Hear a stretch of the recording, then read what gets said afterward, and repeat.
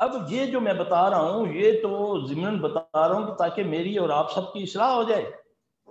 دیکھیں نا اللہ کے نبی صلی اللہ علیہ وسلم خوشخبری سنانے آئے ہیں یا ڈرانے کے لیے آئے ہیں؟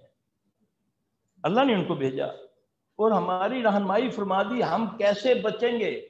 من شر ما خلق،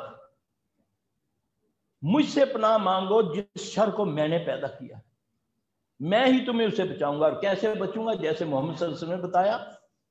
آپ صلی اللہ علیہ وسلم نے بتائی نہیں، دعائیں نہیں بتائیں. کھانا کھانے سے پہلے یہ کرو، گھروں میں داخل ہو تو السلام علیکم کہو، کسی کو پاؤ نہ پاؤ، اپنا گھر ہے یا غیر کا گھر ہے السلام علیکم کہو. ہے نہیں؟ خالی گھروں میں، خالی کمروں میں جاؤ، دیکھو اسیب زدہ گھروں میں سلام شروع کرو نا. جہاں کہتے ہیں جی جنات تنگ کرتے ہیں، جی بوتل ہلتی ہے تو پنکھا چلتا ہے تو یہ ہوتا ہے. سلام کریں، بسم اللہ کر کے کھانا کھائیں، ڈھام کے کھانے رکھیں. مہمان نے 2 گھنٹے بعد آنا تو پہلی ٹیبل پہ ننگے کھانے رکھے ہوئے ہیں. وہ جو مہمان پہلے ہی رہتے ہیں گھر میں وہ پہلے کھا کھو لیتے ہیں. چلو تسی ساڈا جھوٹا کھاؤ. تو جب شیطان کا جھوٹا کھائیں گے تو پھر شیطانی حرکتیں ہم کریں گے نا.